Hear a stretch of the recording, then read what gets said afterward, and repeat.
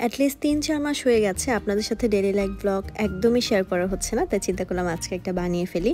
So ভোর ভোর উঠে গিয়েছি, এখন গ্রিন টি খাচ্ছি আর আজকে আছে আমার একটা প্রেজেন্টেশন। বিয়ের আগে আমি প্রেজেন্টেশন অলওয়েজ আমার রুমে বসে একা একা প্র্যাকটিস করতাম, এটা আমার অভ্যাস। সো বিয়ের পরে আমার যেটা হয়, যেহেতু আবিদ রুমের মধ্যে থাকে, আমার একদমই প্র্যাকটিস করতে ইচ্ছা করে না। তাই প্রেজেন্টেশনের দিন আমি একদম ভোরবেলা উঠে ড্রয়িং রুমে যেয়ে প্র্যাকটিস করি, যাতে কেউ আমাকে না শুনতে পারে।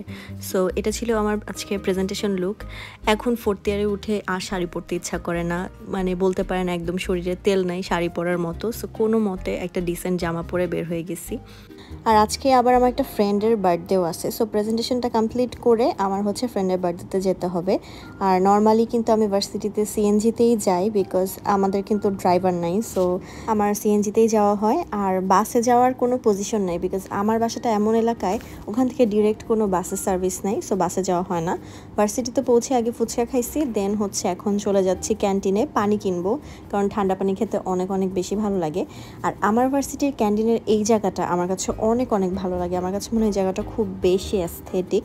তো যাই হোক, পানি টানি কিনে আবার চলে গেলাম। এখন আমি সরাসরি লাইব্রেরিতে চলে যাচ্ছি, বিকজ লাস্ট টাইমের মতো একটু প্রিপারেশন নিব, একটু প্র্যাকটিস করব।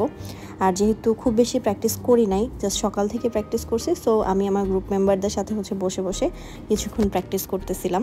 আর আমি জানি না, এই একটা জিনিস চিন্তা করে আমি নিজে নিজেই হাসি যে ক্যামেরার সামনে কত স্পন্টেনিয়াসলি কথা বলি কিংবা ভয়েস ওভার দিই, বাট এখনও ফ্রেন্ডদের সামনে, নিজের আপনজনদের সামনে প্রেজেন্টেশন দিতে কেন জানি ভয় লাগে। মনে হয় যে দুনিয়াটা একদম পানি পানি হয়ে গেল।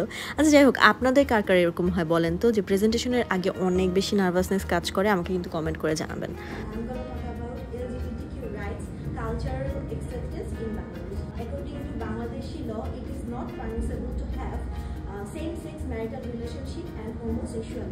তো আমার প্রেজেন্টেশনের কয়েকটা পার্ট আবার আমার কয়েকটা ফ্রেন্ড ভিডিও করে রাখছে, thanks to them. And yes, I am done with my presentation and sir খুবই লাইক করছে প্রেজেন্টেশনটা। সো আমি খুব বেশি খুশি ছিলাম। এখন সরাসরি বার্থডে সেলিব্রেট করতে চলে যাচ্ছি হচ্ছে কাচ্চি ভাইতে। তো আমার ফ্রেন্ডের জন্য হচ্ছে আমি কয়েকটা রিং নিয়ে গেছিলাম। এগুলো নিয়েছিলাম হচ্ছে আমি শারিকাস অ্যাক্সেসরিজ থেকে। আমার ফ্রেন্ডও আমার মতো হিজাব পরে, সো ওর জন্য জুয়েলারিজের অপশন অনেক কম, দ্যাটস ওয়াই আমি ওর জন্য রিং নিয়েছি। আর আমি নিজেও পার্সোনালি আসলে রিং অনেক বেশি লাইক করি। আর এই পেজটা থেকে রিং নিলে যেটা দেখা যায় যে খুবই বাজেট ফ্রেন্ডলি ওয়েতে আপনারা অনেক ভালো কোয়ালিটির রিং পাবেন। মানে এখন পর্যন্ত মনে হয় আমি 8টা থেকে 9টা রিং নিছি আসলে এদের পেজ থেকে। সো এই কারণে এই পেজটা আমার কাছে অনেক বেশি ট্রাস্টওয়ার্দি। তো যাই হোক, ও এই রিংগুলো খুলতেছিল আর ও এটা খুবই বেশি পছন্দ করছে। বাট আমি খুব তাড়াহুড়া করে রিংগুলো কিনছি, এই কারণে আমি খুব একটা ভালো বক্সে কিংবা কোনো ভালো ব্যাগে দিতে পারি না, এই জন্য আমি খুব বেশি লজ্জা পাচ্ছিলাম। বাট ও খুবই খুশি হয়েছে অ্যান্ড এগুলো খুবই বেশি পছন্দ করছে। দেন সবাই চলে আসে অ্যান্ড আমরা হচ্ছে একসাথে বসে পড়ি আরেকটা জায়গায়, মানে অপোজিটে বসে পড়ি, সো দ্যাট এখানে লাইটিং বেশি ভালো পাবো। অ্যান্ড ও বলতেছে কি, তুই প্লিজ রিংয়ের ভিডিওগুলো আবার কর। মানে ওর এত পছন্দ হয়েছে, ও সবাইকে খুলে খুলে দেখাচ্ছিল আর কি। দেন আমরা কাচ্চি অর্ডার দিয়ে ফেলি। আর কাচ্চি ভাই না আমার অনেক বেশি ফেভারিট, লাইক অলওয়েজ আমি কাচ্চি ভাই খেতে অনেক অনেক বেশি পছন্দ করি। So I was quite happy যে আজকে কাচ্চি ভাই খাবো। অ্যান্ড দেন ওর জন্য হচ্ছে আমরা কেকও অর্ডার করি। কেকের পেজের নামটা আমি জানি না, দ্যাটস ওয়াই আপনাদের সাথে শেয়ার করতে পারলাম না। যদি জানতে পারি আমি আপনাদেরকে জানিয়ে দেবো। বাট কেকটা কিন্তু ভালোই মজা ছিল আর কি।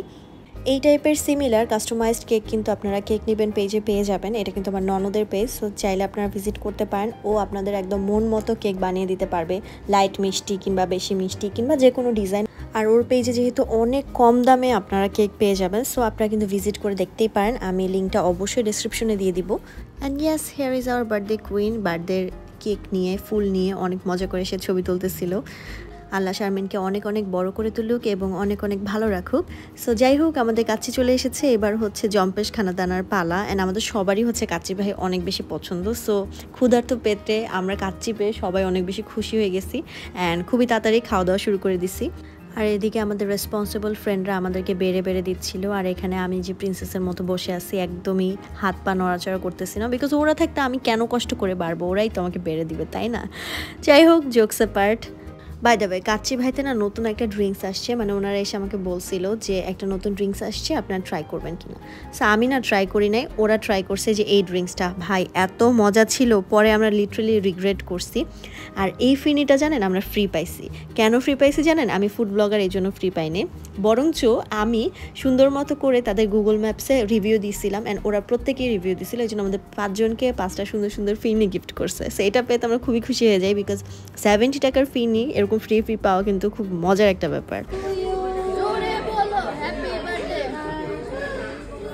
जोर से बोलो हैप्पी बर्थडे जान से बोलो हैप्पी बर्थडे সো এভাবেই আমরা চিৎকার চেঁচামেচি করে আসলে সুন্দর মতো বার্থডেটা সেলিব্রেট করতেছিলাম। পরে ও সবাইকে একটু একটু করে খাওয়াই দিল।